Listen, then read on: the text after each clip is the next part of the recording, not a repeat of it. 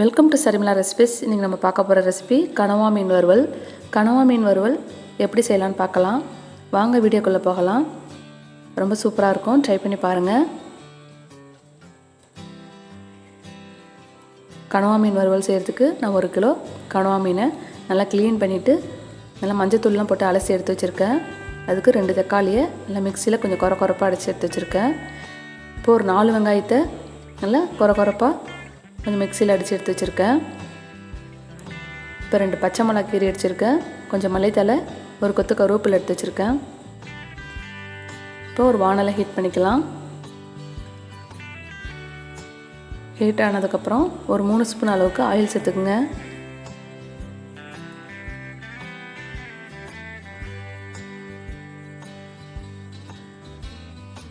நம்ம இப்போ எறா மாதிரி ரெடி பண்ண போகிறோம். நம்ம எறாவில் வெங்காயம் தக்காளியெல்லாம் முழுசாக போடுவோம். நம்ம இப்போ கனவா மீனுக்கு நான் வெங்காயத்தை நல்லா கொஞ்சம் கொரப்பாக அரைச்சி சேர்க்குறேன்.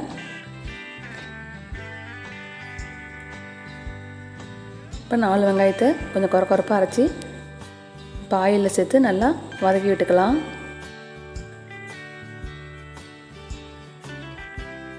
இப்போ ஒரு 1/2 ஸ்பூன் அளவுக்கு இஞ்சி பூண்டு பேஸ்ட் சேர்த்துக்கிறேன். இஞ்சி பூண்டு பேஸ்ட்டோட பச்சை வாசனை போகிற அளவுக்கு நல்லா மிக்ஸ் பண்ணி விட்டுக்கலாம்.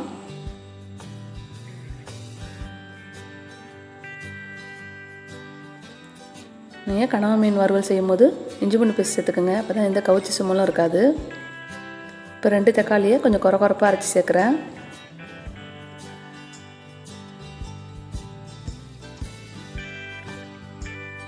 நான் வெங்காயம் தக்காளியெல்லாம் முழுசாக சேர்க்காமல் கொஞ்சம் கொரப்பாக அரைச்சி சேர்த்துட்டேன்.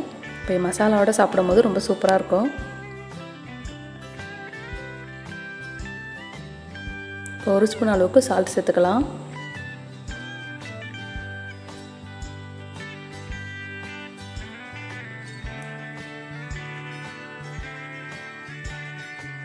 இப்போ நல்லா வதங்கிடுச்சு.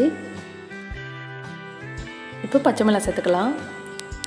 இப்போ ஒரு கொத்து கருவேப்பிலையும் சேர்த்துப்போம். பச்சை மிளகாவை நல்லா நடுப்புற கீறி விட்டு சேர்த்துருக்கேன். இப்போ கனவா மீன் ஃப்ரை பண்ணும்போது நம்ம பச்சை மிளகாலாம் சேர்த்தா தான் நல்லா காரமாக நல்லா சூப்பராக இருக்கும்.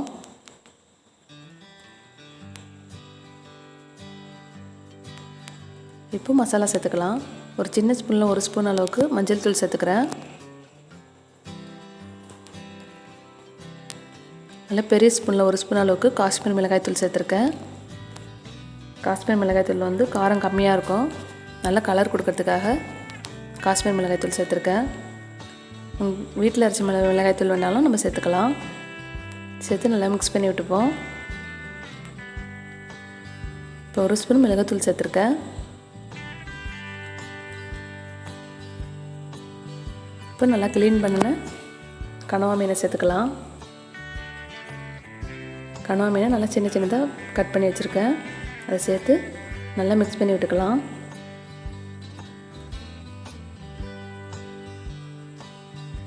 கரெக்டான உப்பு தான் இருக்கான்னு செக் பண்ணி பார்த்துக்குங்க. நம்ம கனவா மீனை எவ்வளோ தண்ணியை புழிஞ்சு விட்டு போட்டாலும் தண்ணி விடும். அதனால் பார்த்து தண்ணியை கொஞ்சம் கம்மியாகவே சேர்த்துக்கலாம்.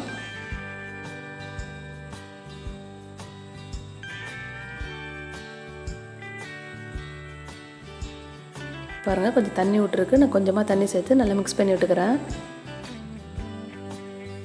மேலே கொஞ்சமாக மல்லித்தலையை தூவி விட்டு மூடி வச்சுக்கலாம். இப்போ ஒரு 20 நிமிஷம் கொதிக்க வரட்டும்.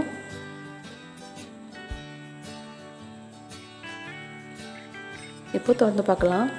பாருங்கள், நல்லா தண்ணிலாம் வற்றி நல்லா சுண்டி வந்திருக்கு. பாருங்கள்,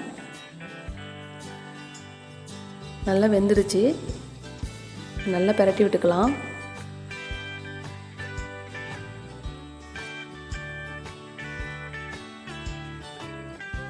இப்போ மசாலாவோட நல்லா பிரட்டி விட்டுக்குங்க. இப்போ 1 ஸ்பூன் அளவுக்கு நான் ஆயில் சேர்க்குறேன். நல்ல ஒரு டேஸ்ட்டை கொடுக்குறதுக்காக நான் 1 ஸ்பூன் அளவுக்கு ஆயில் சேர்த்துருக்கேன். சேர்த்து நல்லா அடியிலேருந்து நல்லா மிக்ஸ் பண்ணி விட்டுக்கோங்க.